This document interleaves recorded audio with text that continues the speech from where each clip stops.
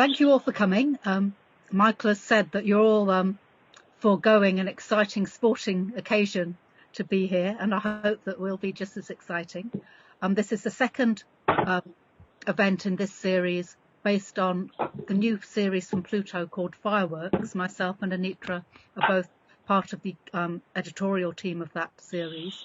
And just to plug for a moment what we've been trying to achieve with that series, which is to really have fairly quickly produced and we hope accessible but well-grounded pieces of work that let people enter into debates across the progressive left. I don't know another word for it, you know, the broad left, except in Britain the broad left means the right, so kind of, you know, progressive movements across the world around issues that are really urgent but perhaps are not yet filtering into the mainstream of debate, or might be happening in one part of a set of the movements but not in others, and really to try and foster conversations between different elements of different movements for social justice. So we're very, very pleased that in our first tranche of books, Exploring Degrowth was one of the first things we really wanted to talk about how this set of debates and movements should be so central to how we all think about what a survivable and decent life is. But perhaps there are ways in which we need to help that conversation spread to unexpected places. And the book, as you'll see, is designed both to speak to people who are already very embedded in those conversations, but also to kind of help people who are not yet embedded in them think, well, how does that fit with me? What are the different ways that you could use these ideas and aspirations in a whole set of movements for social justice? So I'm hoping that we'll talk about that in an excitable way, about imagining, you know, if there's ever a time when we need to imagine a sustainable future for ourselves together, this is absolutely it, isn't it? So I hope that after Vincent and Anitra give their presentations about key aspects of the book, that we're a group that's small enough that we can have quite an open conversation about what this means for all of us from probably quite different perspectives and different locations. So, and I'm not sure which of you is going to go first. I'm going to mute myself. Thank you, Gagi. I'll go first. And just say that I thought that where we might start today was in reflecting where we were this time last year when we were actually writing the preface to the book. And here in Australia, we had some massive bushfires, which we're only able now to analyse and assess. And in those bushfires, 3 billion animals died. And hundreds of homes were burnt or partly destroyed and not able to be lived in. And some of those people are still not back in their homes, but just large swathes of landscape were decimated, and are now, just now, growing back a bit. Afterwards, there were floods. And just last week in Western Australia, we had a mini experience like that. Nearly 100 houses destroyed, 100-kilometre perimeter fire, out of control, quite close to Perth, the capital of Western Australia. And these are really examples of the impacts of climate change, where we get really intense weather events. And again, in Perth, or close to Perth, there are lots of rains as well afterwards, which of course, with all of the ash, leads to massive erosion. So the preface of our book, you know, mentioned that, and we're only just going into the pandemic, which of course has had a really massive impact on lots of people. And interestingly, we've found that it's made people a lot more open to talking about things like degrowth. Did you want to pick up from me, Vincent, in the things that have happened over in 2020? Yes, thanks a lot, Anitra, for launching the discussion like that. Yeah, we've been experiencing a totally crazy 2020 year, and It's not by accident that we had so many great books about degrowth published on the same year, of course, including our book, questioning a lot of things about degrowth. And I think when you started to speak about the catastrophes which are already happening and maybe accelerating, different types of catastrophes, what we face every day with the terrible meteorological phenomena, with the terrible consequences on ecosystem, on families, on people, and so on. And also this strange story with pandemics, with COVID-19 pandemics.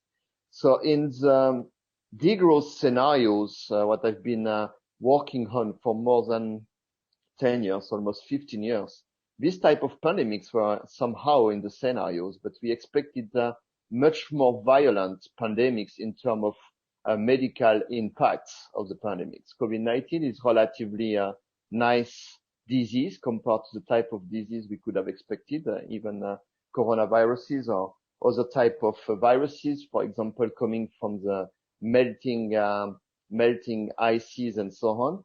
But what we could observe with that pandemics, I would say it's not the pandemics on its own, that's the political reaction. And I would say that the pandemics revealed a lot of hidden questions and issues and problems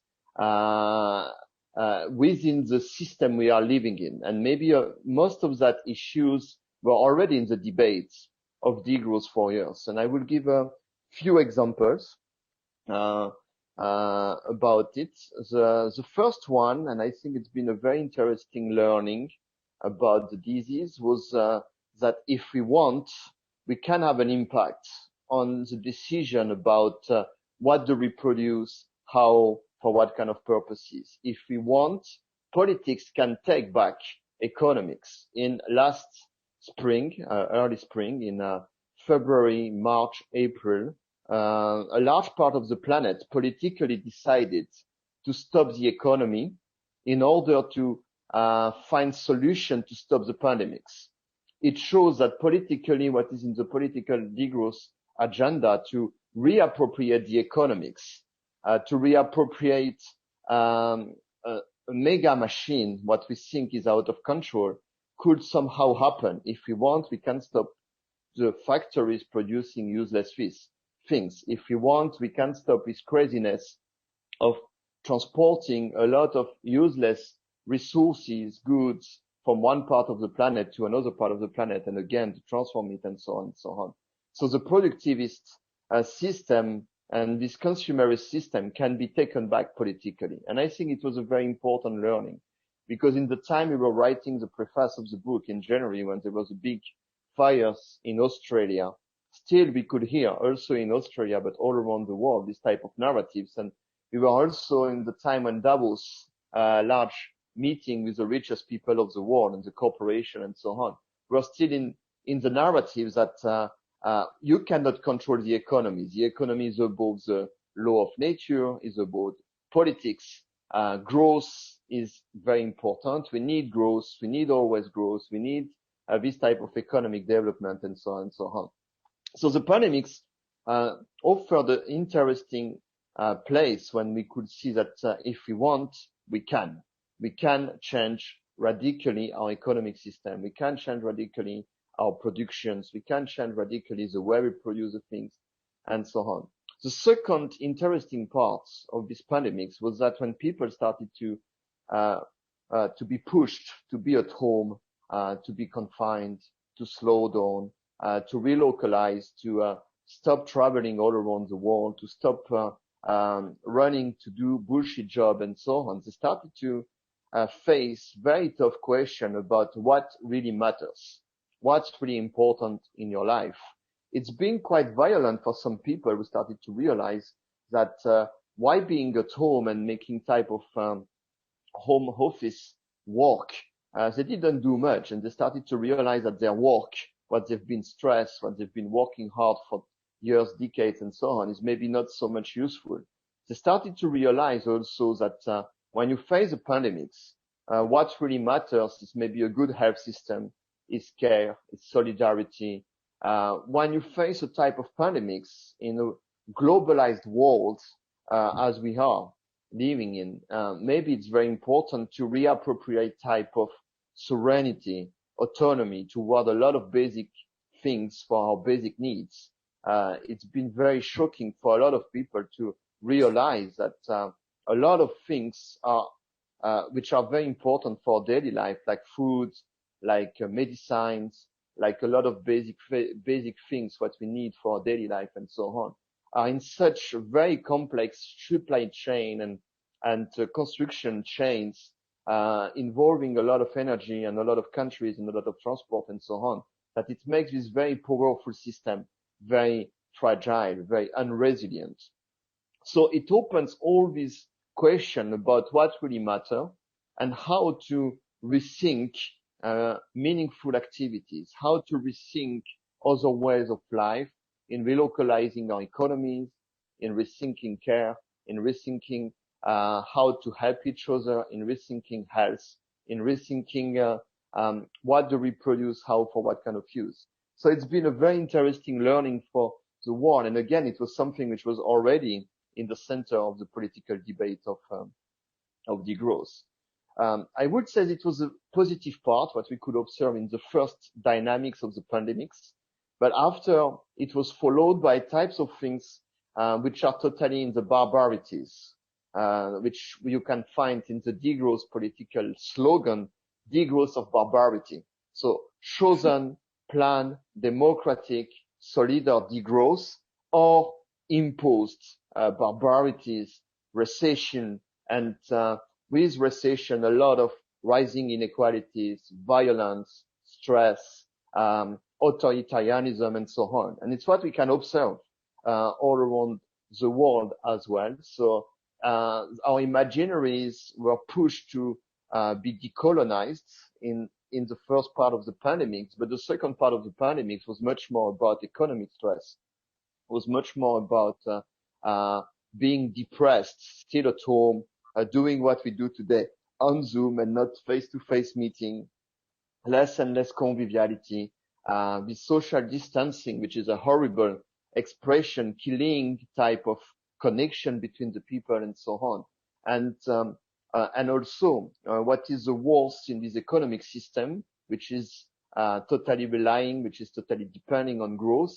It's a growth model of society without growth is, as Hannah Arendt said, a work society without jobs. And now we are in this type of situation, and we enter into a time of maybe chaos, a time of riots, a time of rising up, a time of questions. And also, last point, which is very difficult to deal with, it's in the heart of the debates nowadays in France, and it's a type of metaphor of our civilization, what a model of society based on economic development, and always more based on an unsustainable way of life and an imaginary that we will control the nature, an imaginary that we can keep on going exponentially with economic growth, which means always increase the flow of materials, of energy, what we put in the system to consume more and so on. It's given to a new generation who is very void about that, who also doesn't have a capital, who doesn't have chance to construct another world and so on, and to save the life of this older generation, giving this inheritage, this legacy, with climate change, biodiversity loss, a lot of crises, a lot of chaos, a lot of questions, a lot of stress in the society. We protected this older generation, which is, I think, something we had to do, but maybe we should have thought about doing it differently, in pushing the younger generation to stop living. And there was several studies made, for example, in France, about the students. In one of the French university, 20% of the students say that in the last month they were thinking about how they would committing suicide. So we speak about 20% of students in a university thinking about committing suicide. And because they have no hope, no social relationship and so on. And again, it shows that degrowth, and it's in the heart of the project, we speak about convivial degrowth.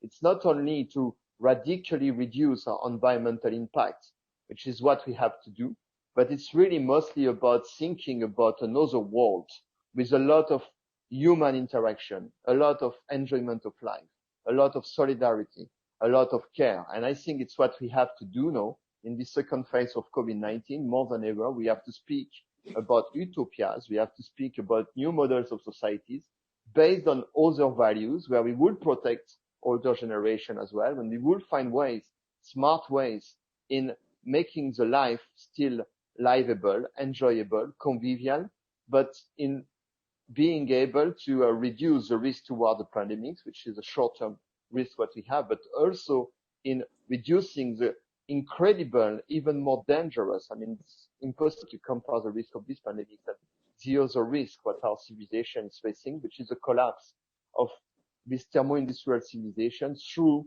biodiversity loss, through climate change, through a lot of pollution, through a lot of natural cycles which are destroyed, and also through a rising scarcity of a lot of material resources, what we rely on to make this productivity system work. So we've been experiencing why finishing the books and publishing the books and opening the debates around these books with Anitra. I think we've been experiencing a totally crazy year. And fortunately, the debates are going on. It was a good timing to launch the books, but it's also a year which has been very frightening from a lot of perspectives. Great, thanks very much. I think Fred has just popped into chat that he'd really like a sort of definition of degrowth and a little bit more talk about the contents of the book. So I'll just pick up on that. Look, degrowth is living within Earth's limits. It's for the global north or considerable proportions of populations in rich countries. It's reducing material and energy flow through in economies so that people are living with less. But our argument is that we can actually live better, because there are considerable disadvantages in terms of insecurities and inequalities living in capitalism. So we would be looking at greater conviviality, and it sometimes surprises people that a first principle of degrowth is decreasing inequalities between people.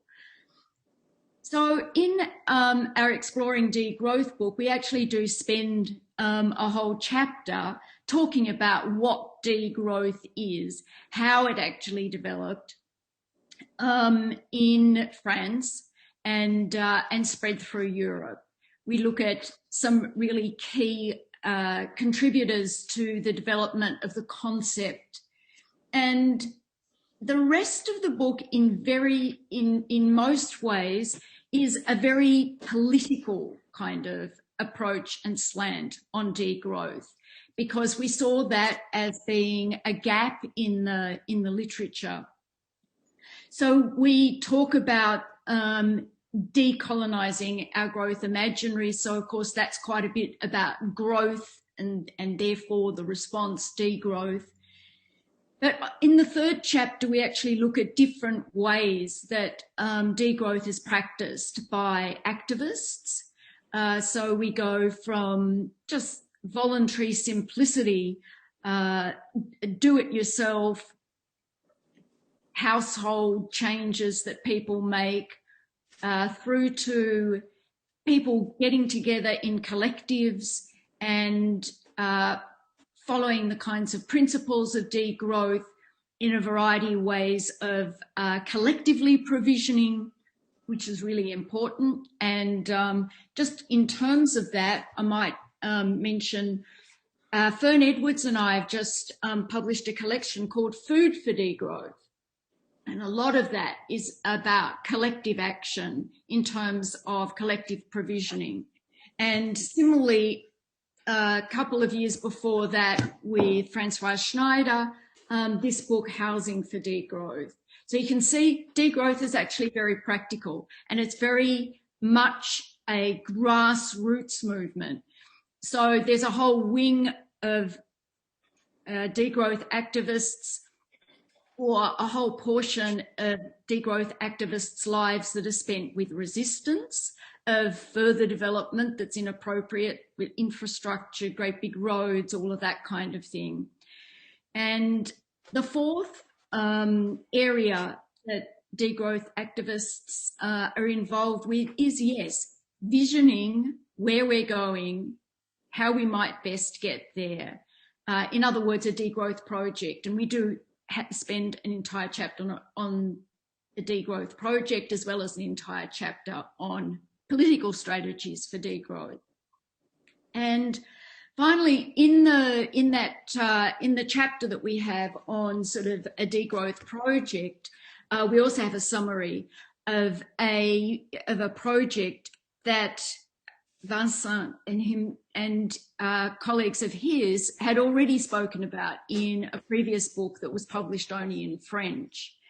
And that's really interesting because it talks about an unconditional autonomy allowance, which has differences from a basic income and all of that kind of thing. I think that's probably gives you an idea anyway of what's in the book.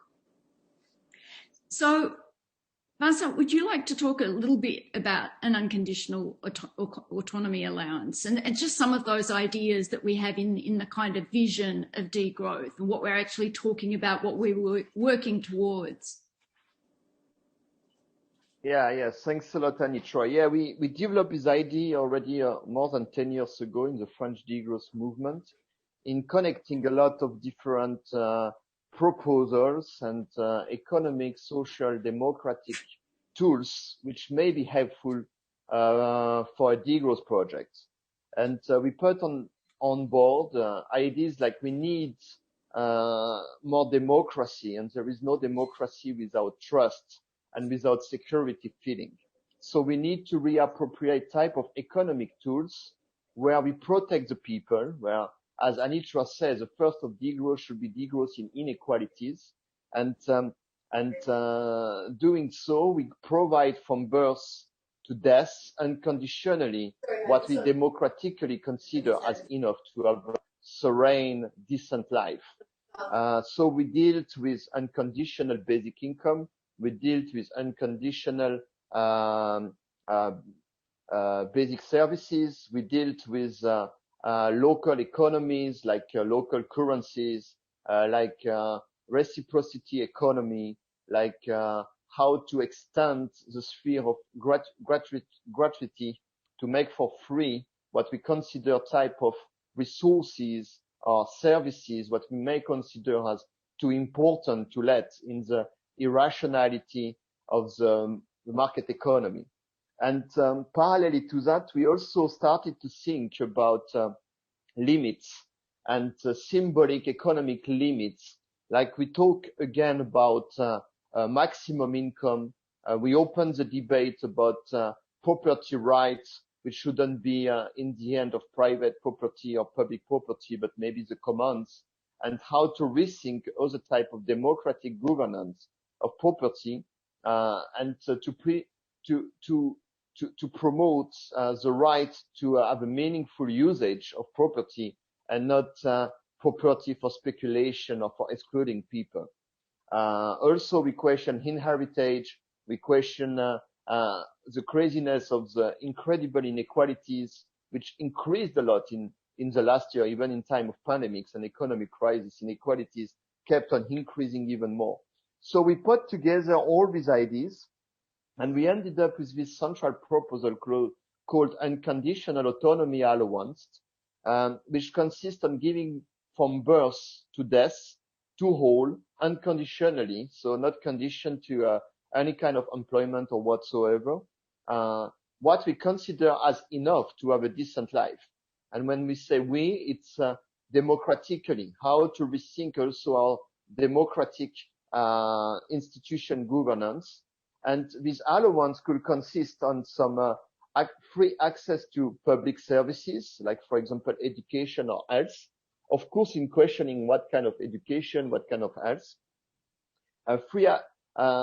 To have a free access to some type of resources, like liters of water, like energy, like a square meter to have a accommodation or meaningful activities like gardening and whatsoever. It could be given also in local currencies, like for example, if you develop a local currency, what you can use for meaningful local services or local food productions or whatsoever. And a part could also be given in the national or supranational currencies.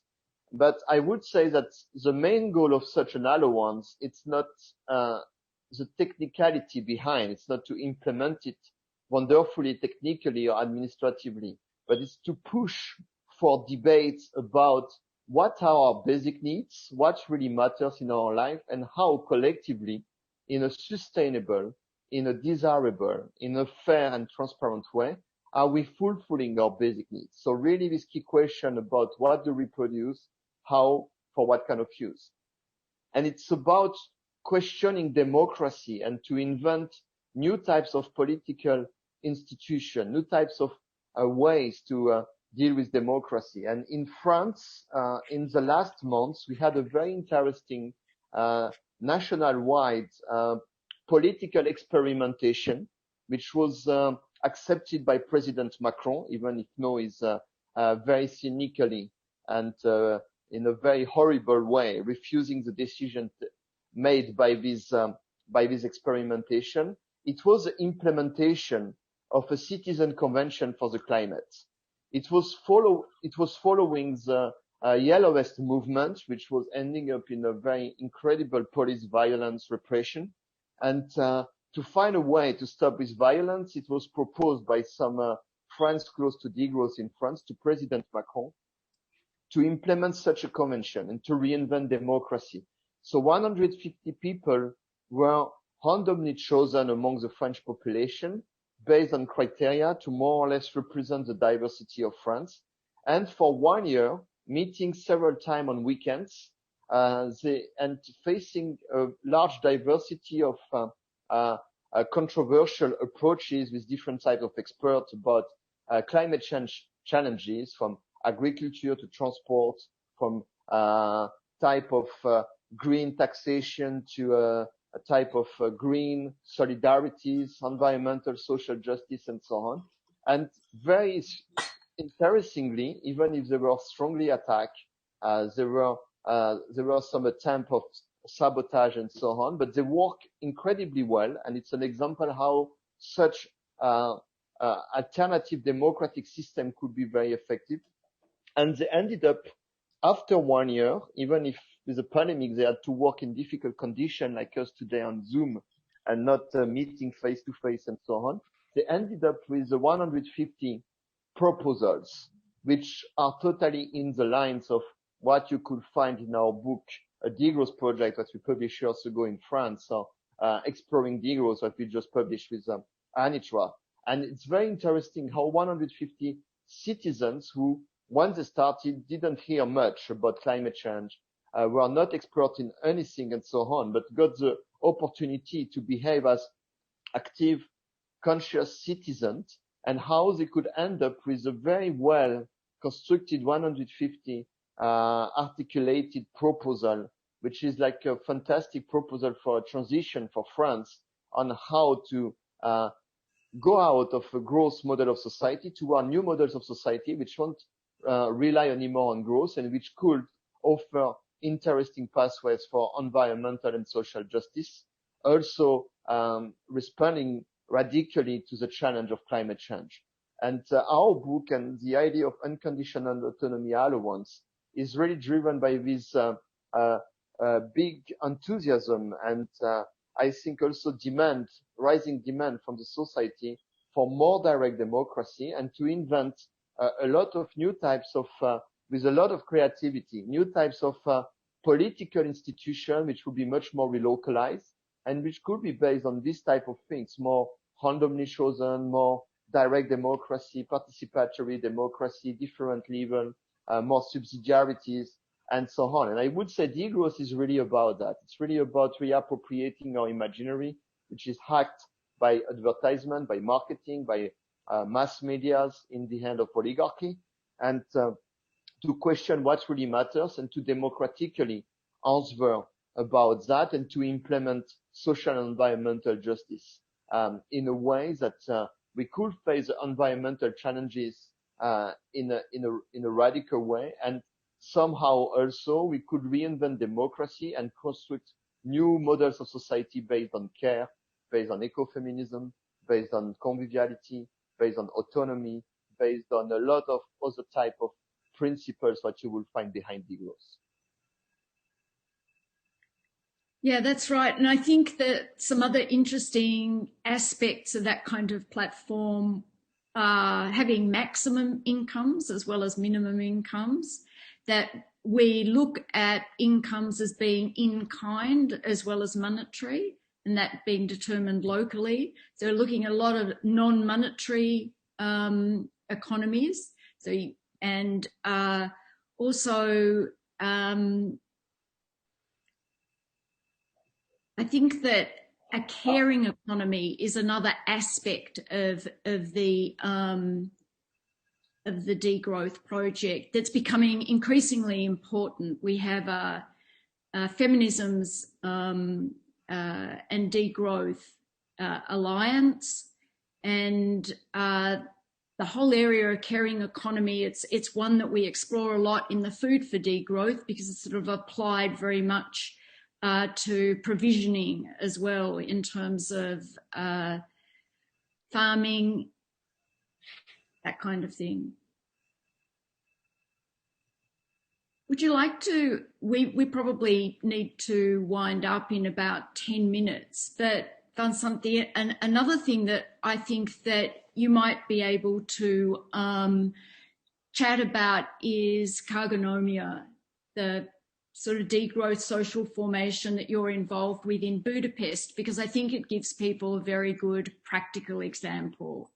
Anitra, I saw some interesting question in the chat. Do we answer the questions later, or we can already start? Well, I was just going to say that, I mean, I think that was a great question that Anitra raised, but there's also this additional question about degrowth and housing and affordable housing. I wondered if both those two topics we might bring in, and perhaps we could start to bring in people from the audience to bring their. Sure. No, I don't know. It's already quite conversational. If you two don't mind, I think it would be good to let people raise their topics as well, if you think that's okay. Yeah, that's absolutely fine. And if you'd like to lead like that, so that you pick out the questions and direct them to either of us, Absolutely. That would be great. So should we start with the one about housing before going back to the one that you raised, and maybe either or both of you might like to say something about, and interesting that Zoom is spell checking degrowth and changing it to regrowth, which I thought was the case, but you see it's so hardwired within the technology you can't even say it, but we know we mean degrowth and affordable housing. If we start with that. Yeah. A couple of years ago, I wrote this book. It's called Small is Necessary, Shared Living on a Shared Planet. And the word degrowth doesn't exist in the text. It's not in the index, but, you know, essentially it's about degrowth. So it's actually looking at what we call eco-collaborative housing as a way to economize on both the amount of money that we have to spend on housing, and so things are more affordable, but also economizing in terms of environmental efficiencies. So I'm talking here about co-housing, about squatting, about people having joint households. We raise in the Housing for Degrowth a syndicate that's in Germany, where people got together and started buying houses which they retrofitted for sustainability, and people rent those to pay back a kind of collective mortgage.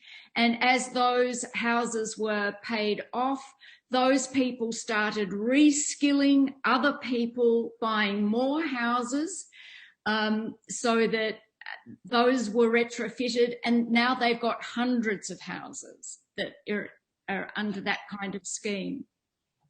There's another interesting project in the UK that's quite similar, and that actually won't allow people to join it unless they're anti-capitalist. So, you know, there's this kind of very woke, this really highly conscious approach to making advances, so that they won't be incorporated into a kind of a charitable capitalist kind of context in terms of the way that they progress.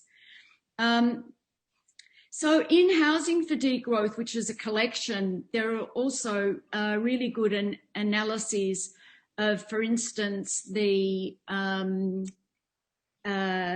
in Christiania, the ways in which people had squatted that area, and now that they had buildings in neighbourhoods, they would decide who got the use right to various parts of buildings or to land, so that they could construct modest dwellings themselves. They salvaged material to make housing.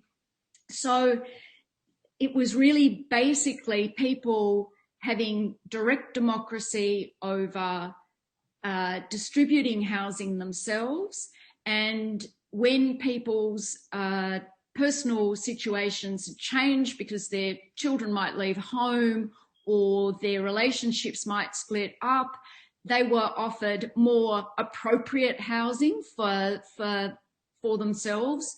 And all of this, I mean, and there are multiple different examples in there of people making their own houses, whether of mud brick or timber or whatever. What we find is that the whole do-it-yourself approach was very collective. It wasn't a kind of like everyone doing their own thing and homesteading in that kind of respect.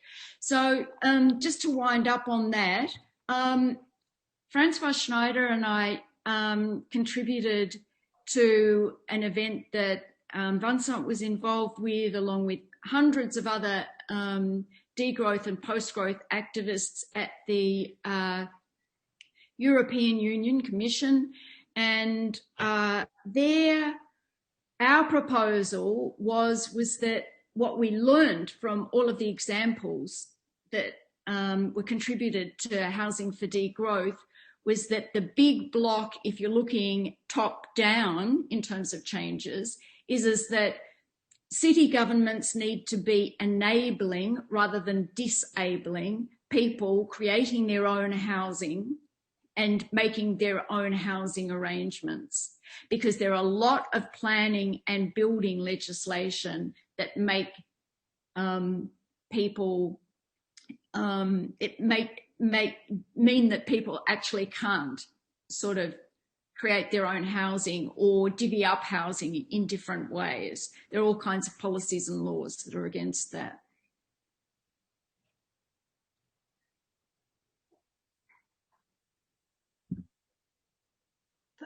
Thanks so much. I wonder if we might, because I think it's probably related, that David has written something in the comments. I wonder, rather than me just read out what people have written, if you might want to explain your question. And it seems to me it leads on from some of the things that Anitra said. But if you don't want to, you can tell me and I will read it out. But brings more voices in, doesn't it? Yeah, it's a great idea to hear people.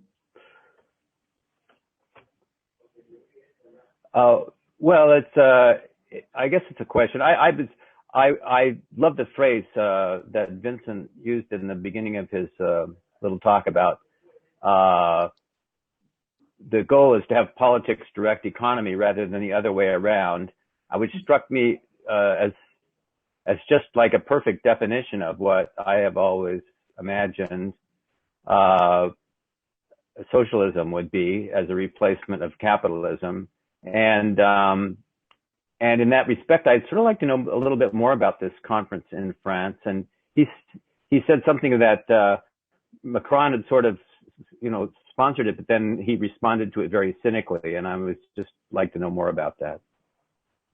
The model is citizens' assembly, but I'll leave Vincent to speak about it.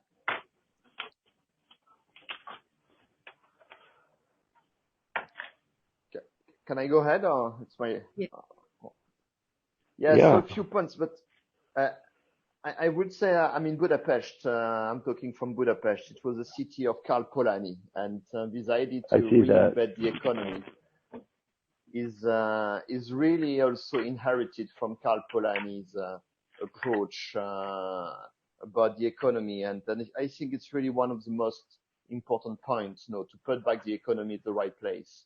In particular, how economy has been financialized and is totally out of control and disconnected to a real economy. And it's really in the heart, I think, of the degrowth agenda. But I wanted to speak mostly about this zoom, which is automatically transforming degrowth in regrowth. And it's also connected to a question which was asked in the chat about the Green New Deal. And I think here we are totally in the history of the word degrowth, which is somehow a bit weird. It's because it was chosen first in France, and we decided to use décroissance as a provocative slogan on purpose for mostly one main reason: not to be reappropriated by the system, not to have an idea which is unclear and can be emptied from its content, because we can see how the religion of growth, the beliefs around growth, is very dominant in our model of society. And even Zoom is unable to write degrowth because it's too shocking for the algorithm made by humans behind. It has to rewrite it as regrowth. And it's a bit one of the main concerns what I have with the Green New Deal. First, there are a lot of Green New Deals. I mean, which one are we speaking about? And with this type of political slogans, we've been, in the last 2 decades, we could observe a lot of slogans from sustainable development to green growth, from organic production to fair trade, circular economy. I could quote a lot of wonderful slogans which were driven by a lot of sincere people, and like sharing economy and so on. And all of them have been, one after the other one, totally reappropriated by capitalism, by the dominant system. And I'm afraid that in the Green New Deal, which is not clearly constructed in radically criticizing capitalism and growth, so in the lines of degrowth, it can very easily go to false solutions, nice but false solutions. And that's my concern. After, I won't go into the debate about the content of the Green New Deals, because there are a lot of different types of Green New Deals, between the one you could find in the United States, the one you could find in UK, the one you could find in from DM25 and etc. etc. But what I like very much with degrowth, that we have a slogan which is very clear about what is behind. And in the name of degrowth, you cannot fall because of this semantic and the question it brings immediately toward a lot of implicit beliefs, what we don't question enough. You already go into a lot of radical question about our system. And in French, it's easy to play with the word décroissance, which means degrowth, because it's close to the word debelieve. And I think degrowth is really about debelieve. It's really about deconstructing a lot of beliefs, first growth, and a lot of other type of beliefs around progress, around development, etc., to be free and to be emancipated from this toxic concept, and to be free to start to think and to bring meaningful solutions around degrowth. Just a few words about the convention. Macron said when it was launched that he will take everything what the convention would propose, but when the convention started to bring some solution on the table, one after the other one, Macron said that, but we cannot take that one. But no, that one we cannot take, etc. So at the end, nothing is seriously neither apply nor discuss. So it's a type of arrogancy and very cynical behavior from Macron towards the great work made by these 150 randomly chosen French citizens. Yes, I think the citizens' assemblies have struck that problem in a lot of places where they've been experimented with.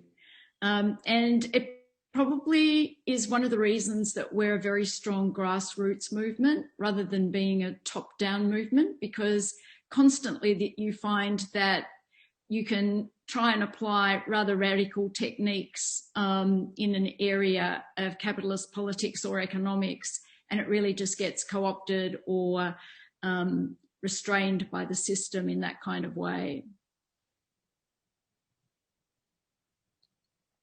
I wonder if moving on from that,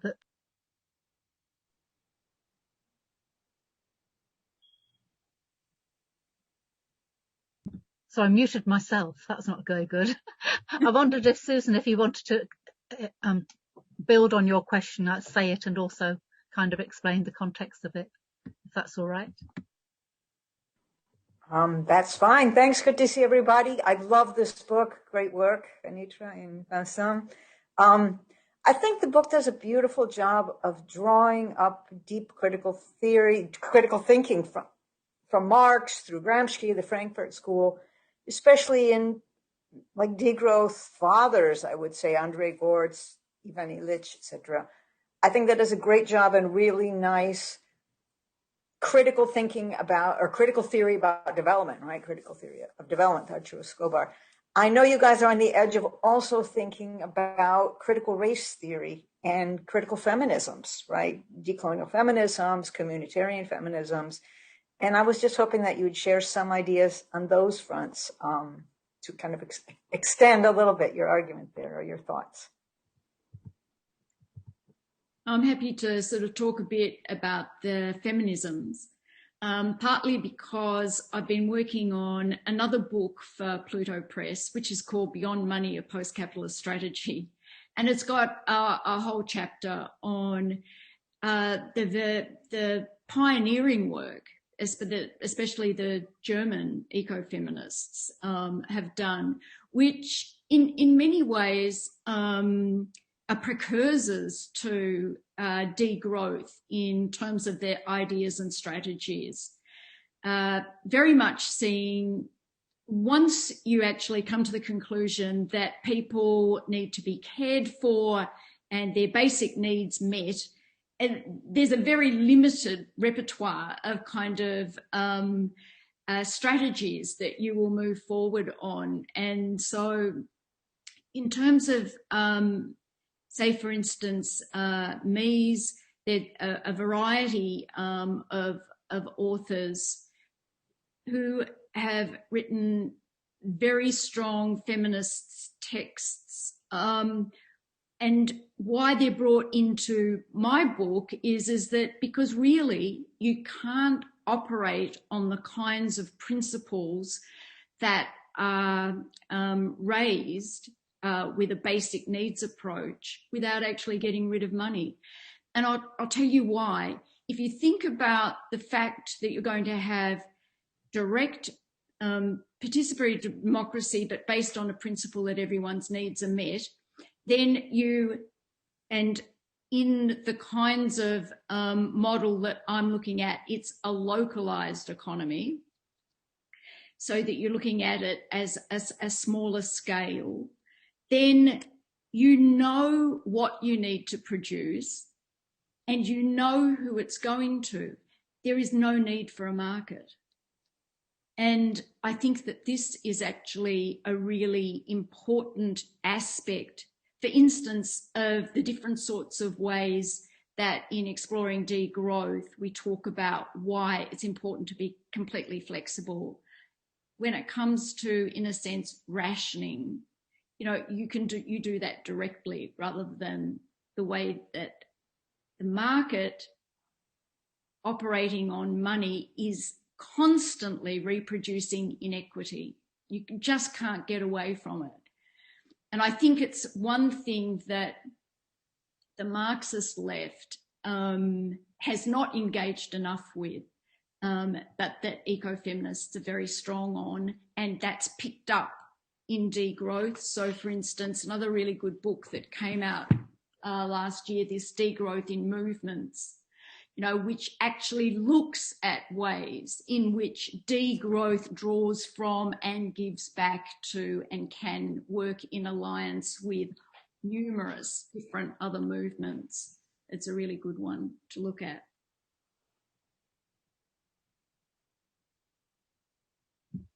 Do you want to come in as well? Yes, good.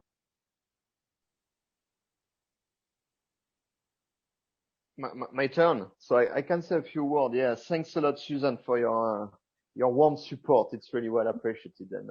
And we in France, and I think we should translate this collection into English. We had a wonderful collection directed by Professor Serge Latouche, who was really a wonderful scholar, and it's a collection of small books.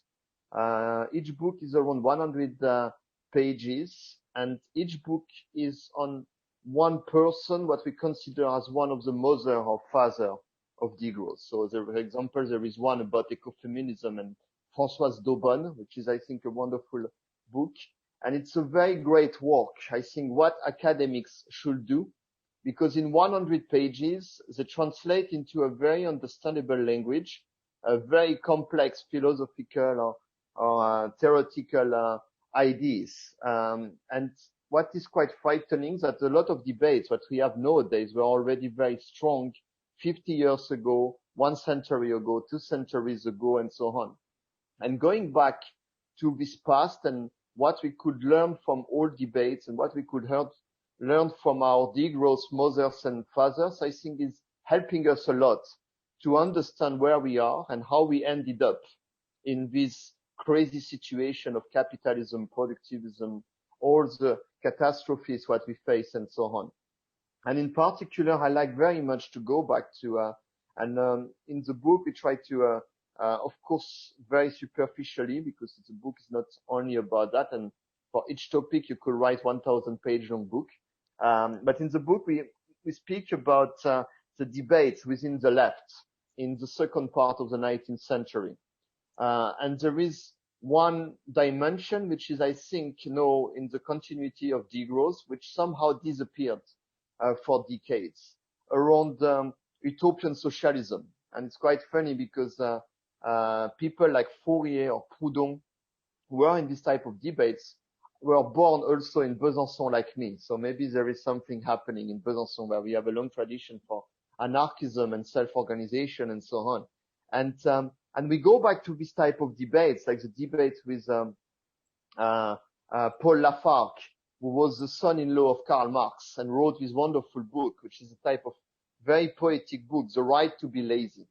And I think there is this continuity from this utopian socialism, what we find now in degrowth, for a type of socialism which would be much more decentralized, relocalized, self-organized, less productivist, less economicist, and much more human, much more based on care, on solidarity. Maybe at the time we didn't speak yet about that, but on ecofeminism and so on. And you have all this continuity with all these precursors like Cornelius Castoriadis, who wrote in the 1950s this anti-Stalinist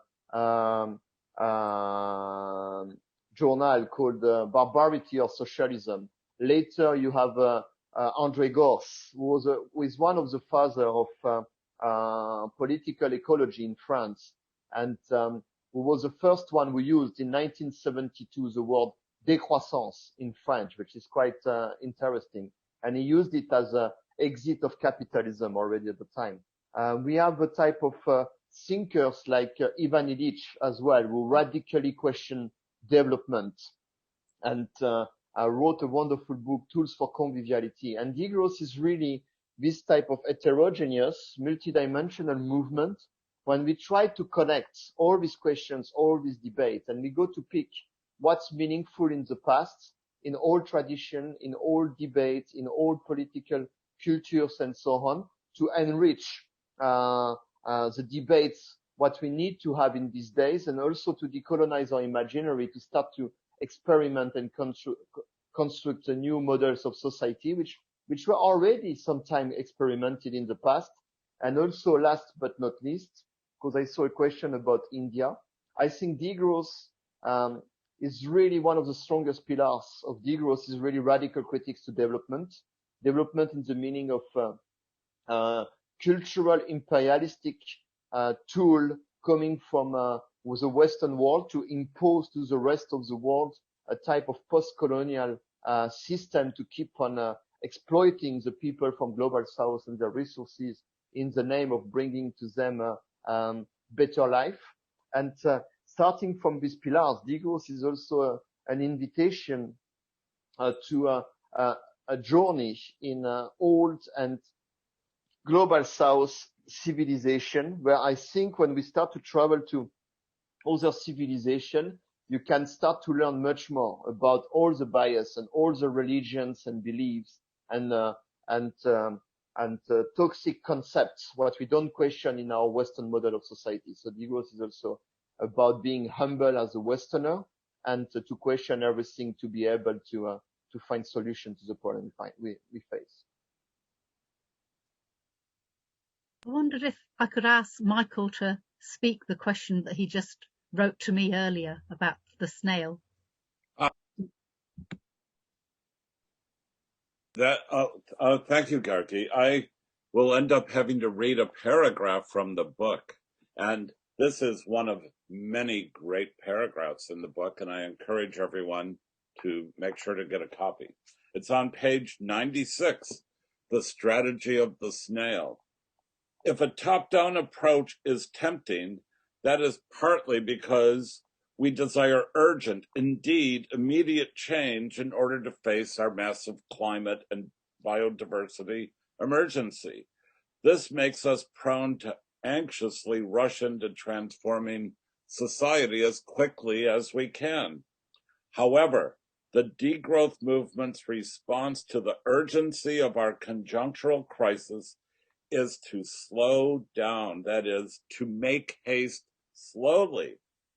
This strategy has evolved for two reasons, which I'll let Vincent and Anitra speak to, but I am curious as to why the degrowth movement has the emblem of a snail at your conferences and such like this, with such a global emergency before us. Doesn't an emergency require an immediate response, and that we all find our solidarity right away and get moving on this? So I think that if you look at international climate change politics, you'd have to say they're working slower than snails. The point is that while we would say that we have to work slowly, we are looking at really radical reforms.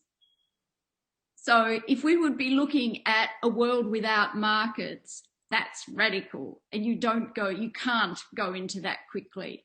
So, yeah, I think that the snail emblem is often misunderstood because there's another way of reading it as well, and that has to do with the fact that the snail has, in a spiral fashion, finished its journey at a particular point and recognizes that this is enough for it to inhabit and take it on its journey. So that's another way of interpreting the snail emblem. Vincent, you might have something extra to add to those points. Yeah, I learned something in a former life when I was the security responsible for one of the large train station in Paris. And one of the first day I was in charge of the whole station, there was a catastrophe, and I was young, I was inexperienced, and I started to run everywhere. I started to call everybody, call the ambulance, call the police, call the colleagues to reorganize the things and so on. And I was helped by a very old, experienced guy who was a wonderful old man, knew very well how a train station is working and so on and what to do in such case. And it says that don't do that, don't rush. When you face a catastrophe, the first thing you have to do, you stop, you take a cigarette and you drink a coffee. And if not, you will start to rush everywhere and you will add more chaos on the chaos. And I think it's exactly what we should do. We should slow down all together. And what we experienced in spring with the first confinement was really about that. And it's been the most enriching time for degrowth when people were at home with the children, slowing down and cooking. And the same when I took the example of the Citizen Convention for Climate, we gave them 1 year to think, to reflect, and to do the things. And I think the emergency for society will be to slow down for 1 year and to question everything what we try to question in the book, collectively, democratically, in particular what's meaning of life, and not to do what usually activists are doing. And I am less and less like that, but I used to be this type of activist to immediately jump on everything, jump on Twitter, jump on Facebook, to publish more, to run everywhere and so on. We need more slow publication, slow journalism, slow discussion, slow enjoyment of life and so on. And also to decolonize our imaginary. It's somehow a slow movement. And what I learned back to my experience in the train station, that to be quick while facing a catastrophe, you have to slow down, which is somehow totally counterintuitive.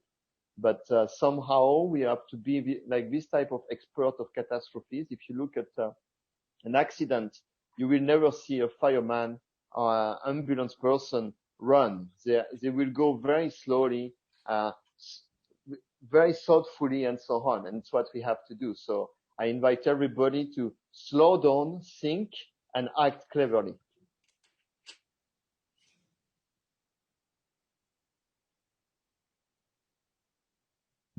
I'm sorry, I can hear my father shouting at my child down the phone in the next room saying, "Where's your mum?" Sorry, I've had a moment of... I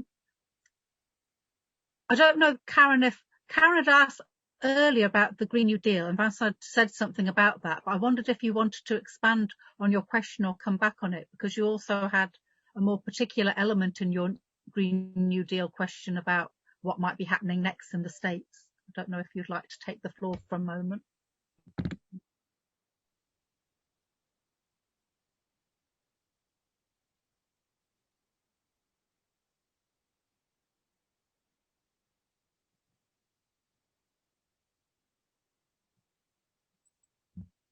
Oh, you're not unmuting, and I don't know if I can unmute you. I wonder if I can do it.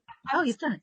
That was directed to me. I didn't realize it. I actually just got a phone call from somebody, so I was taken by surprise. It's really just a very general question about what might be happening in the States. I don't care if it's so much about the Green New Deal as much as whether there's a movement, a degrowth movement in the United States, and who are the proponents, who are the people we might be following. And frankly, with Biden and the issue of infrastructure coming up, I'm concerned that it might be done in a way that does not facilitate many of the tenets of the degrowth movement. So I guess that captures it. Thank you. And I wonder if I might take a few more of the people who are in the comments to add some comment and then let the speakers come back. Is that all right? So Rosie had asked earlier about just really about how infected by the logic of the market our lives are. I'm trying to see if Rosie is still in the room. I wondered if you wanted to say a little bit more about your question and your point.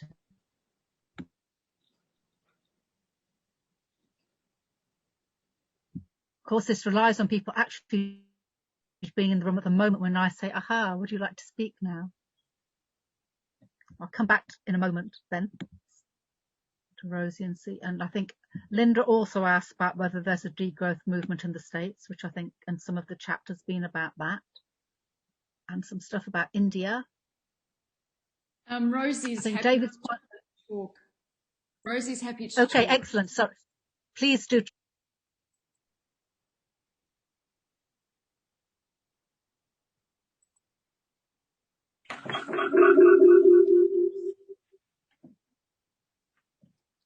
Yes, hello.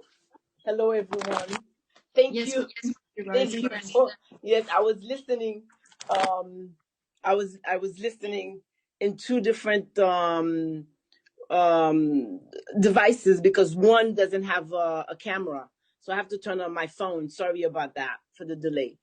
I think the book is very interesting because we can take two different worlds where we can look at the world where people were denied their right because they were living primitive lives, and today we are looking at the materialistic world that we live in, that all we do is consume, and the consumption I think betrays us in a way where we forget that the world is only about sustainable living environment. Too much of anything destroys everything else. Am I sort of like making sense? Yeah. Yes, I'm making sense. And I see in terms of degrowth. So what we are asking ourselves is, do we need all of the things that we acquire? You know, capitalism, it develops this consumerism in us. So we see everything and we want to buy everything rather than what we really need to survive. How much do we need to survive? We need the basic. Anything else is extra. It's only to feed capitalism. So where do we begin to separate our real need, which is the basic need to survive, and then the I would say a psychological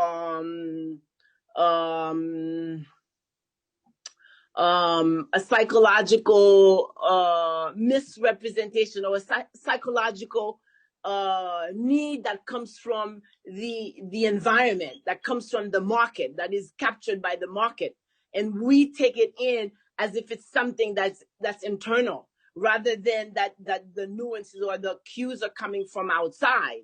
So we should kind of go back inside and reevaluate what we really need to survive. And the next person, do we care about what the next person also needs to survive? So do we want to take from the next person so that we acquire more?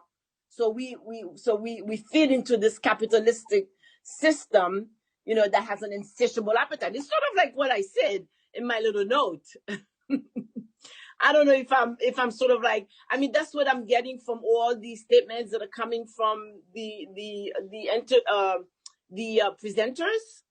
But I'm always involved in my world, which is a world that was captured and deprived of all of its resources. My people, my Black people, my African people.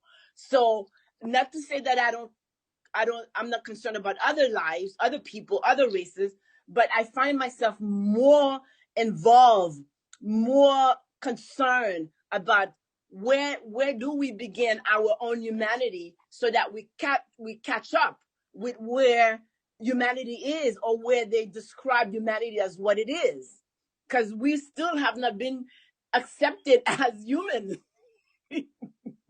So when you talk about degrowth, so I think of, well, the people in Africa, they still living, primitive world. They don't need to acquire a lot, to survive. They still live, they still smile, they still function, they still go on their daily activities with the minimum that they have. But now we're looking at, well, you know what?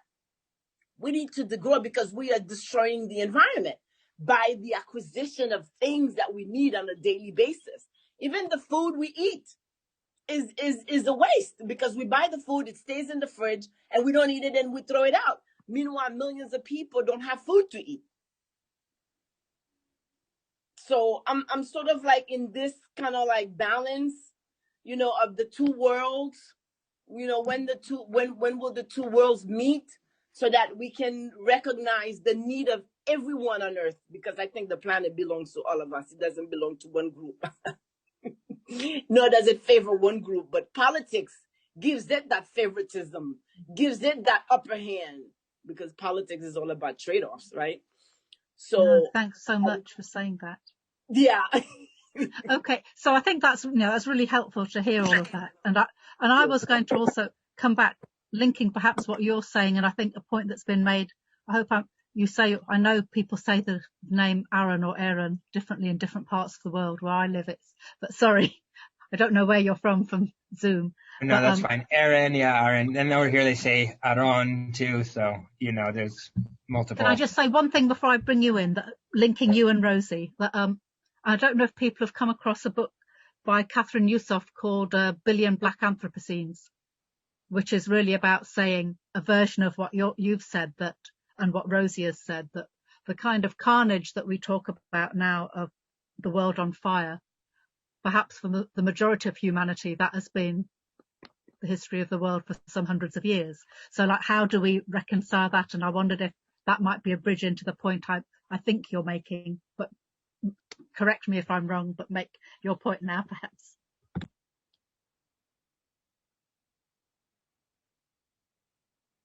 Was that addressed to me?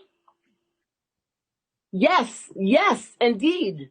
Yes, that is the point. No, sorry, to you, to Aaron. Sorry, because so you made your point, which I've heard was that point. Sorry, I keep muting myself, and then I'm bringing in someone else to also build on that point, so we can have a bit more interchange.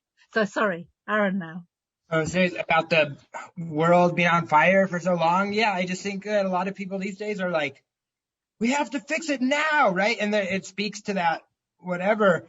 But like that, there's a lot of people who weren't saying that 10 years ago. Like maybe they were starting to say it about the climate 10 years ago, but there was like that little piece. But now it's like, oh my God, now is the apex.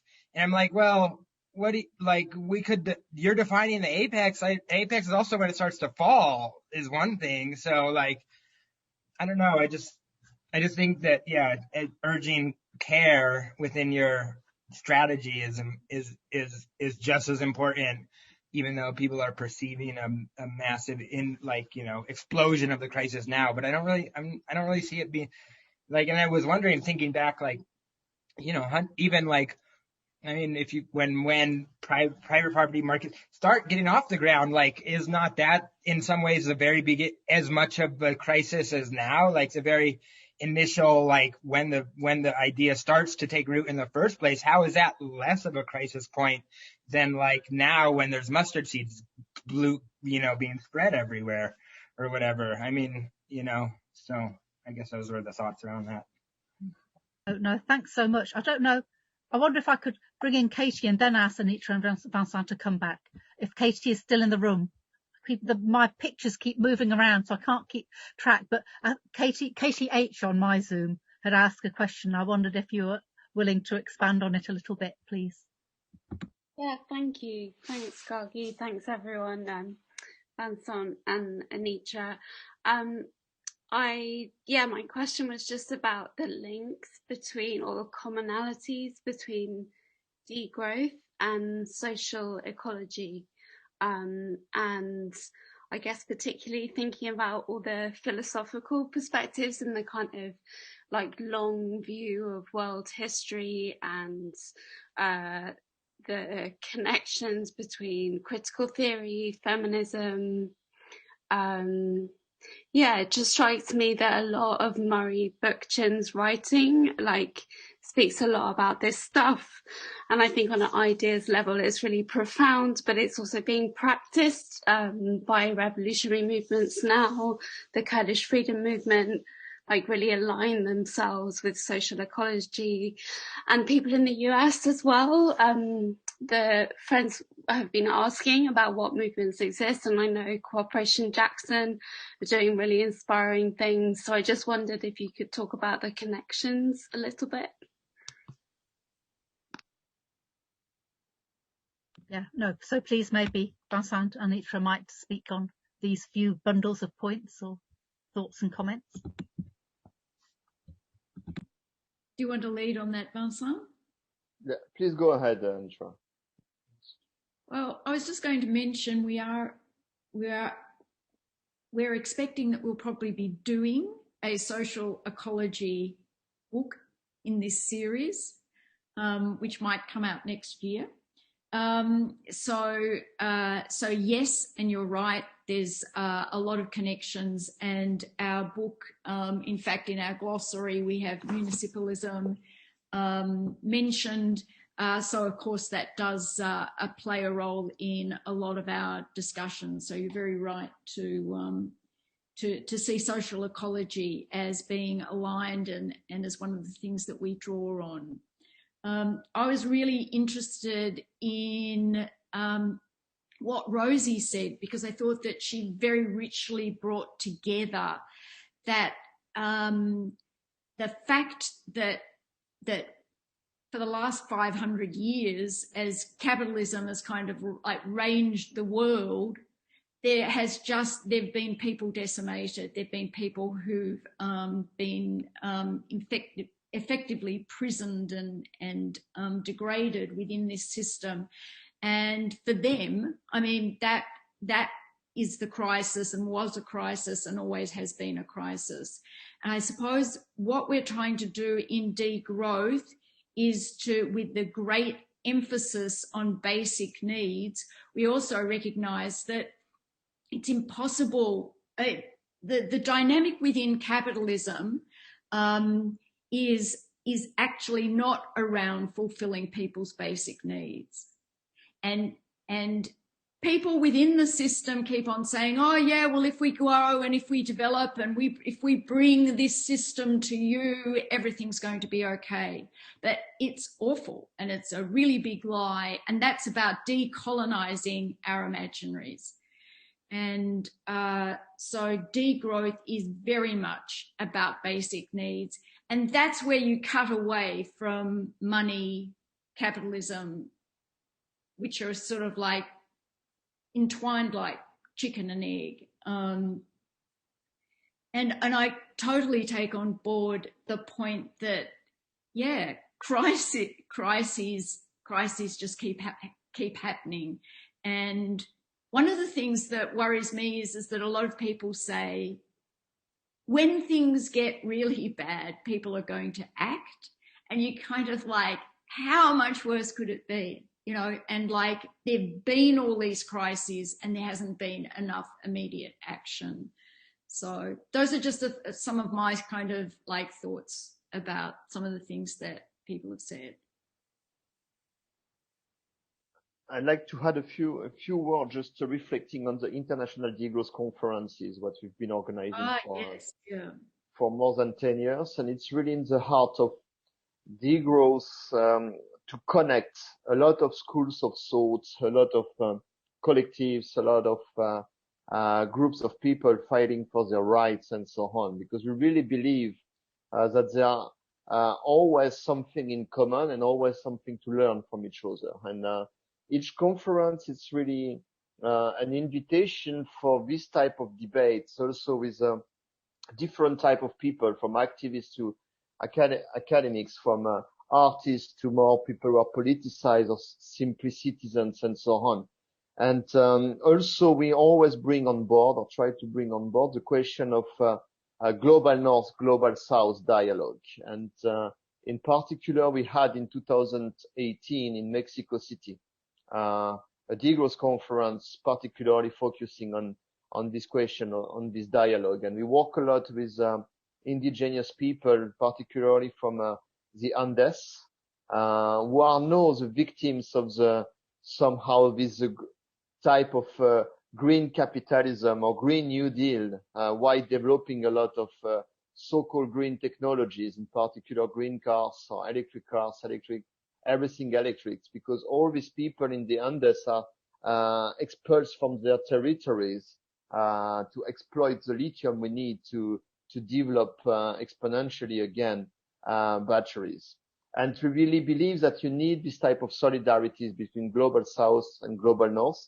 We need to reconstruct together other type of narrative, to rewrite somehow history, which was only written by white males, and to write the history differently, to tell the different type of stories and so on. And it's not by accident again that degrowth is focusing a lot on the past, to understand how we ended up here, and to deconstruct a lot of imperialistic concepts and narratives which have been constructed. If you think about development, if you think about the legacy of a lot of other type of debts, I mean, what would be Europe and its incredible economic development after the Second World War without the colonies and without the exploitation of the people and the resources from, in particular, France, our colonies and so on. And it's not by chance that we chose this work of decolonization of our imaginary,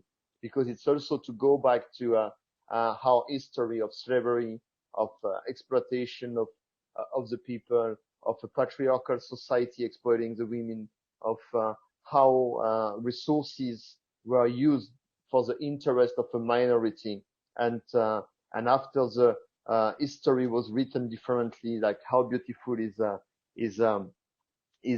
capitalism, how beautiful is growth, how beautiful is development, where everything started with violent exploitation and expulsion of the people from the commons. And I would like to quote a book whose title is very about degrowth. It's written by a wonderful woman who used to be the Minister of Culture of Mali. And while speaking about colonization and capitalism, she used the word and the title of her book, The Rape of the Imaginary. And again, while traveling to Africa, to India, or to South America, or other countries and civilization, degrowth is inviting us to decolonize our imaginary and to understand that a lot of things which in global north, because we've been written like that and we've been conditioned to think in this framework, which sounds like normal, or which sounds like as they are not normal for other part of the world. And we also quote this anecdote coming from a book of Serge Latouche, when they wanted to translate development into a language in Cameroon called Eton language. These people couldn't find anything which was meaningful for them. And they translated development by the dream of the white people. And degrowth is really about that. And we need more stories like that. We need more storytelling to somehow rewrite our own common history, respecting the diversity, and bringing back much more justice about all these cultural, environmental, social exploitation debts the global north and the people who are no privilege, including me, are in this society. No, thanks so much for that. And well, I have some more points I'd like to make, but I wondered if Alana is still in the room, that she's made quite a substantial point in the chat. Yes, I am, but I haven't, since it's snowing here, I actually never got out of my pajamas, so that's why. No, you don't have to be seen. It's only if you're willing to be heard. So, no, I just was looking at this Guardian article, which I guess was written by, and I'm sure you've all seen, was written by an editor from the New Left Review. And I guess the point and actually what Vincent just said kind of answers this, because it's like this article is written from the perspective of the global north, not of the south or of the developing world or whatever. But I guess that whole point of the article is that given the pandemic, that she was saying that, these twin crises, the health emergency and the economic trauma, she's saying, that basically you need growth because you cannot rebuild without, rebuilding the labor markets and job growth. So I just wondered, I don't know if I agree with her or not. I mean, she's certainly this author was, I think, looking from a very narrow perspective, but she does make a point. She is someone apparently from the New Left Review, and she did publish in the Guardian. So just wondering if you had any thoughts about that. I'd just like to say bad-temperedly that the Guardian is hardly even of the centre, let alone the left. But New Left Review, we may have a different kind of discussion about. But it'd be good if anyone in the room, not only Anitra, Vincent, but other people as well, because I think it's interesting to think about, well, how do we conduct this kind of discussion in political space?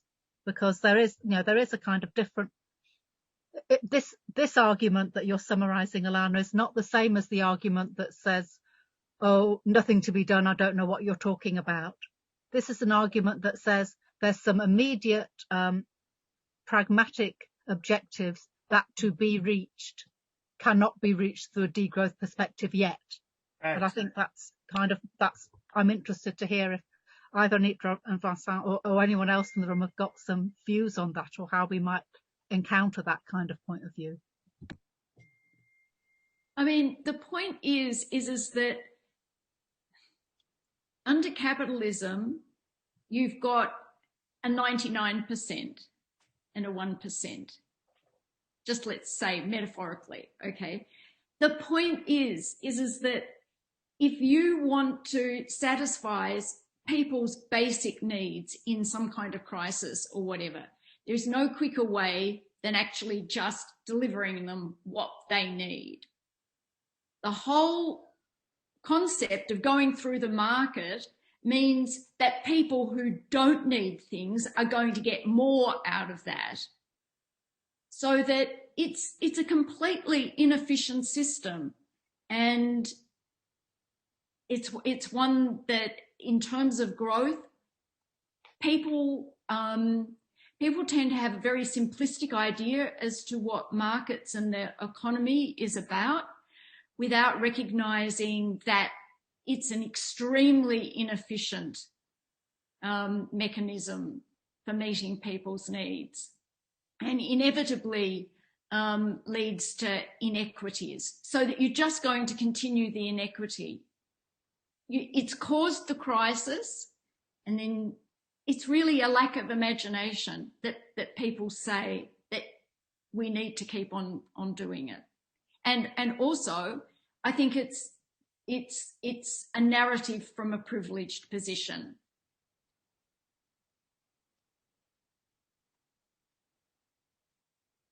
So maybe just a few words. I would like to reflect first on the question of labor, because in Degrowth we have, I think, a lot of debates about that, and I really believe that we should get rid of centrality of labor in our social organization, and we should switch from a society which is organized around employment to a society which is organized around emancipatory activities, and how to find a balance. And I saw several times, and Anitra also has a question about what am I doing in Budapest. And we have a small cooperative which is connecting, and I will reflect on that directly, which is connecting a local organic farm, some urban gardening, DIY workshop when we are self-constructing cargo bikes, and a lot of low-tech solutions for almost everything, but mostly transport in the city, and a logistics center to distribute the locally produced vegetable with our own cargo bikes within the city and so on. But I would say that what's the most important, it's not that. I mean, it's very good that we do that and so on. We do it very small scale, and we want to stay small. We don't want to grow and so on. But what's the most important is what we experiment, and we try to experiment exactly that: a model of society which is not based on growth, which is not based on profit, which is not based on development and whatsoever, but based on improving the quality, the autonomy, the conviviality, the trust, the care, the solidarity, the living with each other, and so on. So in small scale, in a bubble with a very large diversity of partners and friends all around Budapest, we try to experiment how we can live differently, and like to invent spaces for more reciprocity economy and solidarity, spaces where it's my everyday life, and I'm quite lucky with that, when I will work and with my head and with my hands, where I will have different times every day when I could work sometime in the bike shop, sometime in the logistics center, sometime in the farm, but also sometime I also go to school to bring some workshop. I participate in a local political debates. I am here today on Zoom debating with people from the United States or all around the world about this challenge and so on. And I think that's the type of utopia what Degrowth is proposing, how to reevaluate, how to rethink everything, how to start to experiment it where you can. But we also, when we go into the political debates, We also have quite radical but applicable and clear and consistent proposals, like about public debt, like about how to democratically reappropriate central banks and money creation, like about maximum income, like about basic income or universal basic services and so on. So there is a clear political agenda for radical economic and social and political transition toward new models of society, which I think, and I really insist on models of society, it's better if we don't plan them before, but more like it's something what we have to co-construct while doing, and the shape it will take in Budapest or in New York or in Delhi or in Buenos Aires or in the Hungarian countryside or the French countryside where I grew up, or in Melbourne where Anitra is, will take different type of shape because of the people who are there around, because of the local conditions, because of the culture, the heritage, and so on. And it's really like also how to decolonize our imaginary, political imaginary, which is always top-down, centralized, uniformize the things, and so on. And on the contrary, we should base on a collective creativity and intelligence, and to let the things self-organize differently and follow different tracks on the logic of open relocalization. So we need to relocalize our imaginaries, life, economies, production, and so on. But we need to do it in a way that it's open, that we stay connected, and we don't enclose ourselves with even more borders. We have already enough border. We need borders for the goods, which are traveling all around the world stupidly, but we don't need borders for conviviality, hospitality, cultural exchange, and debates with each other.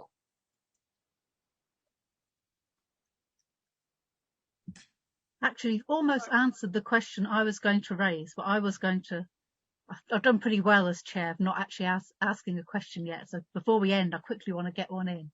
But the book does talk in different points about the danger of authoritarianism, which I think Vincent already kind of talked about, that. And I also wondered if that's a difficulty with utopian socialism, isn't it? The prudence of the world had the privilege to imagine that world and imagine also imposing it on others. So utopian thinking for some, more kind of passivity and imposition for others. And so I think there's a kind of question about how we might think together about what imagining the space of a meaningful democracy might be, given that the historical sedimentation of inequality means that some people are more likely to be able to imagine, more likely to be able to participate in participatory democracy. That seems to be a crisis across the global left. Can just about build the space, but the people who can come to it are the people who have enough leeway in their lives, know where their next meal is coming from, to be able to participate. So something about how it doesn't feel like, if not even authoritarians, kind of do-gooders. That's a very English kind of way of thinking of it, like, oh, it's another kind of do-goodery there. And alongside that, I still, even though I have so much investment in the kinds of politics that you're talking about, there's part of me that still kind of shivers a bit about how we are speaking together about the need and the pushing of degrowth. I don't have to talk about the global south. I can talk about Britain. As all the surveys that are being done in Britain now seem to suggest that a fifth to a quarter of people with children regularly miss meals to ensure their children can eat. They're not people who feel that there's a need to degrowth because they have too much stuff. That's a major part of the British population, one of the richest countries in the world.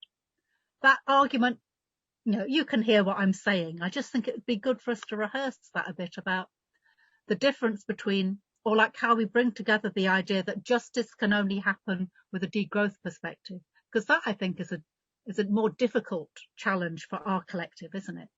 Not that people don't say that we must be fair in our distribution, but the idea that degrowth, not only that we should stop growing, but we should roll back when me and mine don't even barely have enough yet. That's a different conversation for, I think, for all, many different ones of us to have together. And I know it's anticipated in the book, but I wondered if either of you, or again other people in the room, had things that they, even thoughts about that kind of challenge. How you speak to, that's most of the people we want to work with. Not enough yet. And I think that where degrowth starts is that everyone's basic needs need to be met. The whole idea that through people, like what you're talking about, as my analysis is a symptoms of capitalism. They're symptoms of growth. Okay? So all I can say is that in our degrowth activities, our degrowth events, we put at the forefront making things as free as possible, or, like anyone can have access, everyone is included, and that people's basic needs are met. That becomes the plinth on which you do everything else.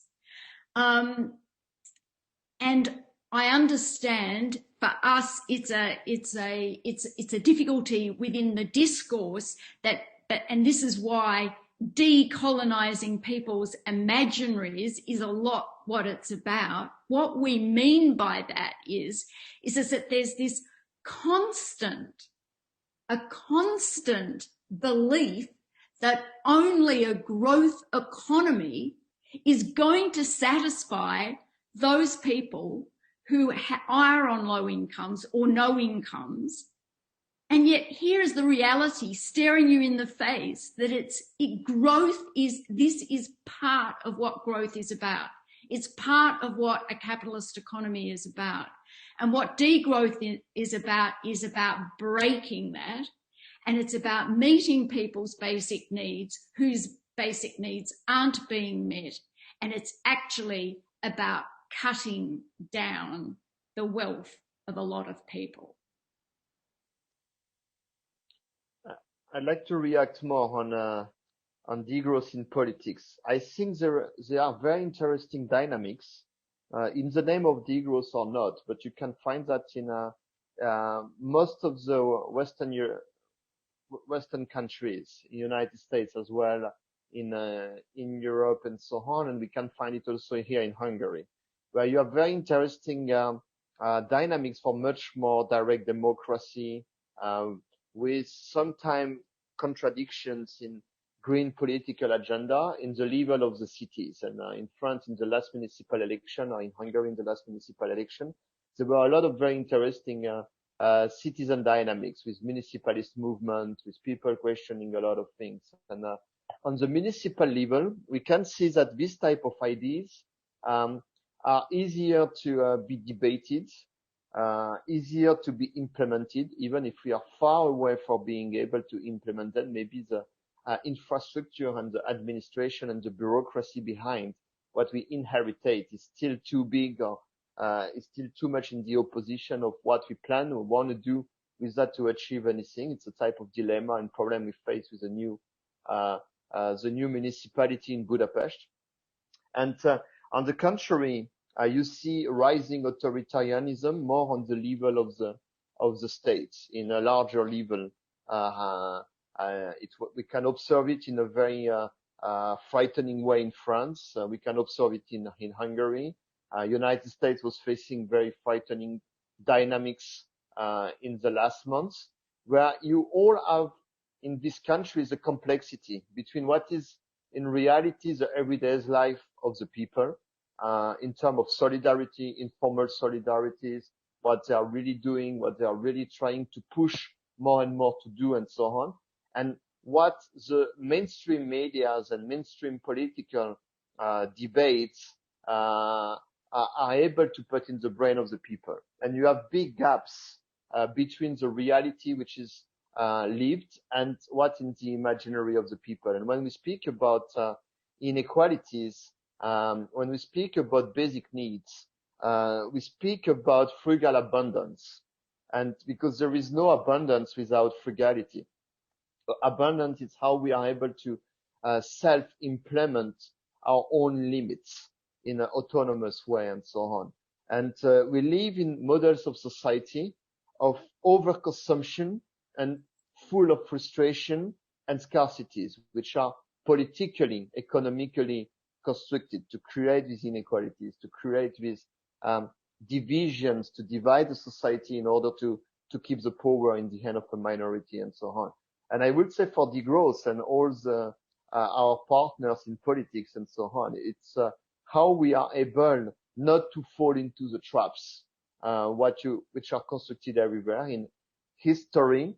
You can see a lot of reactions toward this type of particular time that we are facing again. If we compare, for example, with and comparison is usually something stupid, but if you compare with the 1930s, the 1930s could have ended up with a lot of wonderful stories in some countries of Europe, and also some tragedies in other countries in Europe or in US and so on.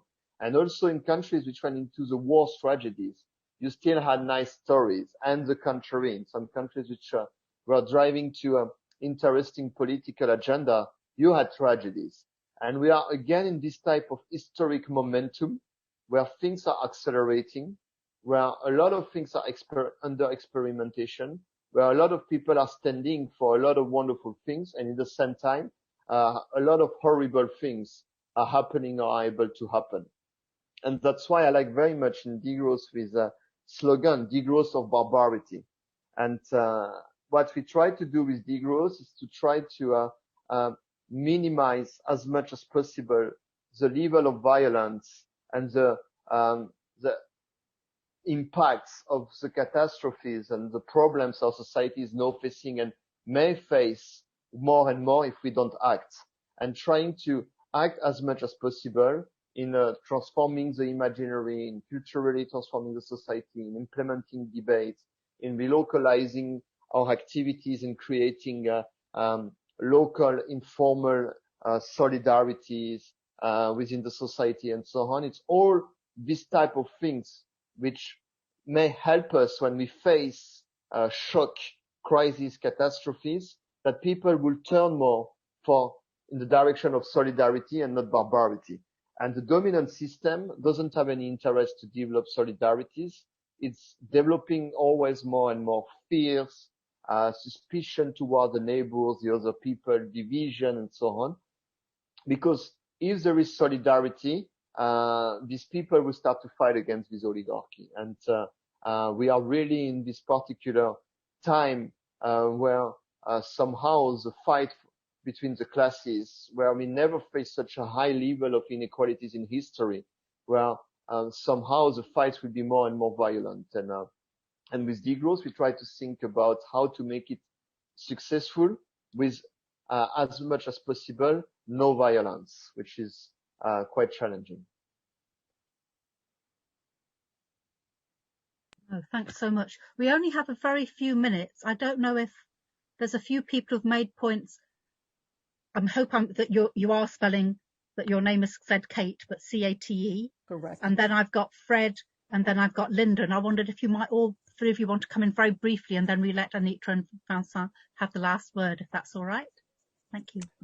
Gargi, in answering your question, Anitra really gave me the language that I was looking for to this breaking of the imaginary that I think we just need to discuss so clearly. Also, my question about job sharing and about paying rent and doing things like that still reflects this concern about rushing into this whole transition. And I think that there are clearly ways to talk about stages of transitioning to better ways of providing for ourselves than the current 60, 75-hour weeks that some people are being called upon to work. So thank you. Would you like to speak, Fred? You had a point in the... Sure, just briefly, and I put it in the chat already, but we did hear from one of our comrades, the MEP, that Well, this whole degrowth thing is just based on Herman Daly's ideas about a steady state economy, and that's already been refuted by Marxists like 10 years ago. And so, why are you doing this?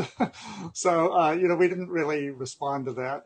But I am just curious about whether there's any relationship between Daly's views on the steady state economy, which are not entirely worthless for sure, and the way in which the degrowth ideas, which are infinitely more rich than Daly's, I must say, have evolved. So I'll just throw that in, kind of a devil's advocate question, I suppose.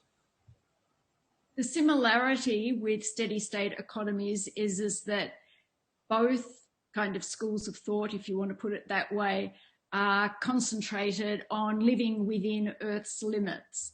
And once you get past that similarity, there's a lot of divergence, because steady state economy is very much about a managed economy, top down, a lot of things that degrowth, in fact, is against. Some of the latest strains or the latest kind of themes in steady state economy is to say that they see degrowth as being a strategy to a steady state economy. And I've said that to them, well, we're not your handmaiden. We have our own vision and it's different from your vision. And so there is actually quite a healthy or unhealthy debate between steady state economy and degrowth. You might want to add to that, Vincent. I think we mention it in the book, in those terms. Yeah, indeed, we mention it in the book. I won't directly react to that. I mean, I will indirectly reflect on that. And degrowth, like a lot of other movements, including steady state economics, or a lot of people studying what we call the physical limits to growth, is on the same page than us. It's scientific movement where we study scientifically, and I started and I joined Degrowth as an engineer working on that. Peak oil, peak everything, the scarcity of resources we may face sooner or later, the environmental impact of extractivism, the environmental impact of economic growth on climate change, on biodiversity loss, etc., etc. So in the degrowth literature and networks and conferences and scholars and whatsoever, you will find all this work, what we find as well. But I would say degrowth doesn't stop here. After alerting about the fact that infinite growth on a finite planet is impossible, it's even mathematically totally absurd to construct a society based on this exponential continuous growth. It's something which is undesirable. And we really go to what we call the cultural limits to growth. And I would say that even if infinite growth on a finite planet would be possible, I would still be a degrowth activist, because I think this model of society, this civilization, where we construct always more roads, to go to a mall, to buy a lot of useless things, where we never meet with the people who produce that things, who are exploited in the other part of the earth, and the things what you buy the day after is already obsolete. You have to buy another one, and so on. This model of society, always behind screens, where we don't have human interaction anymore. This model of society based on exploitation, based on marketing of the rape of our imaginary. This model of society where we don't have time anymore and only stress doing bullshit jobs. It's not something which is desirable. And degrowth is really to destroy all these myths around this Western model of society, which is not only destroying the planet, but I think it is destroying how beautiful could be the life. And that's why we try to do. And so that's the type of debate we invite the people to engage. What is a meaningful life?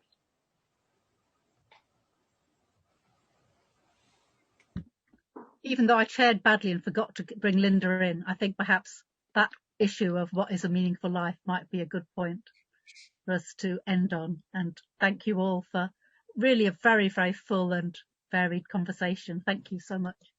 Thank you. Thanks, Gargi. Thanks, everybody. Thank you. It was terrific. Terrific. I just wanted to mention that we've got in 2 weeks' time this reinventing the welfare state, the next one in the series, and that encourage people to come along to that event as well. Not only that event, but 2 weeks after that, Gargi will be here. Oh, yes. Empire's Endgame. So we have 2 more in the fireworks series, and another important book from Pluto Press from Dan Hicks. On Tuesday the 16th, we have an event on the British museums, which everyone, of course, is welcome to come to. That's on a Tuesday at 2 p.m. in the afternoon, so anyone in the world can participate. Especially anyone who may be homeschooling their children. This is an ideal chance. So you won't be able to go on the school trip, but you can see everything that's been looted in the British Museum in this way. I want to make one last point to Vincent about Zoom and sustainability. Prior to the pandemic, those of us from the New York area were commuting 1.5 to 2 hours to come each way to get to events like this. And we are not doing that. And we have more time to figure out how to degrow now. So that's my final point. And thank you, everyone.